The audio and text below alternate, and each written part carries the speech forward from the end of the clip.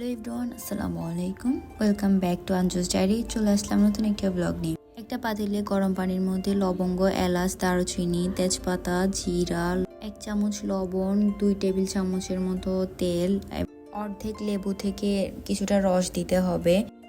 এরপরে এই সবগুলো ইনগ্রিডিয়েন্টসকে ভালো করে নেড়েচেড়ে নিতে হবে যাতে লবণটা মিশে যায় ভালো করে পানির সাথে। তো পানিটা যখন একটু সিদ্ধ হয়ে আসবে তখন চালগুলোকে দিয়ে দিতে হবে। চালগুলো দেওয়ার পর ভালো করে নেড়েচেড়ে নিতে হবে। এখন মাংসটাকে ম্যারিনেট করতে হবে। তো মাংসের মধ্যে কিছুটা পরিমাণ পেঁয়াজ কুচি, টমেটো কুচি, কাঁচামরিচ কুচি এগুলো দিয়ে দিতে হবে।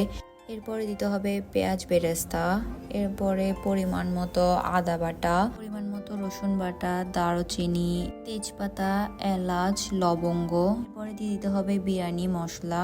যেহেতু আজকে ফ্রাইডে ছিল তাই মেজো আপু বিরিয়ানি রান্না করছিল।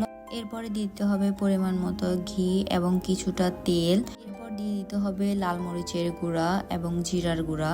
এরপরে দিতে হবে পরিমাণ মতো লবণ। তো সবগুলো ইনগ্রিডিয়েন্টস দেওয়ার পর এগুলোকে ভালো করে মেখে নিতে হবে যাতে মাংসের সাথে সবগুলো মশলা মিশে যায়। তাই এখানে আপু মাংসের সাথে সবগুলো মশলা মেখে নিচ্ছিল। তো এখন মাংসগুলোকে চুলার মধ্যে বসিয়ে দিতে হবে। তো কিছুক্ষণ অপেক্ষা করার পর মাংসগুলো যখন হয়ে যাবে এভাবে পারফেক্টলি, এখন আস্তে আস্তে মাংসের উপরে ভাত দিয়ে দিতে হবে।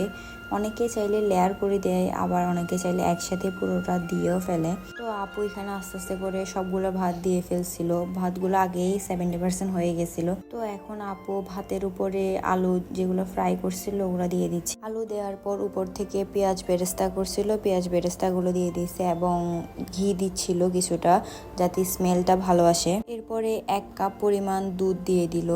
এরপরে 1 কাপ দুধের মধ্যে কিছুটা ফুড কালার দিয়ে আবার এগুলাও ভাতের উপরে দিয়ে দিল। সবকিছু দেওয়ার পর ভাতটাকে কিছুক্ষণ দমে রাখছিল। এরপরে একদম পারফেক্টলি কুক হয়ে গেছে। এখন আপু বিরিয়ানিটাকে নেড়েচেড়ে দেখতেছিল যে পারফেক্টলি হয়েছে কিনা। তো যখন এরকম করে নাড়তেছিল এত সুন্দর একটা স্মেল আসতেছিল। আমাদের বাসার সবারই আসলে বিরিয়ানিটা অনেক বেশি পছন্দ হয়েছে। যারা একটু বেশি ইয়েলো কালার আনতে চায় তারা ফুড কালার বেশি দিলে কালারটা আরও বেশি ইয়েলো হয়ে যাবে।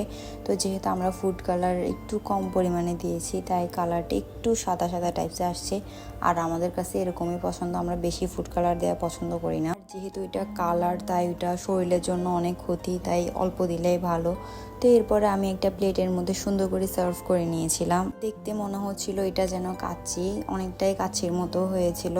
আপনাদের কাছে বিরিয়ানিটা দেখতে কেমন লেগেছে অবশ্যই আমাকে কমেন্ট করে জানাবেন। তবে সত্যি বলতে বিরিয়ানিটা আসলে অনেক মজা হয়েছিল। তো আজকের ভিডিওটা ছিল এ পর্যন্তই। সবাই ভালো থাকবেন, সুস্থ থাকবেন। আল্লাহ হাফেজ।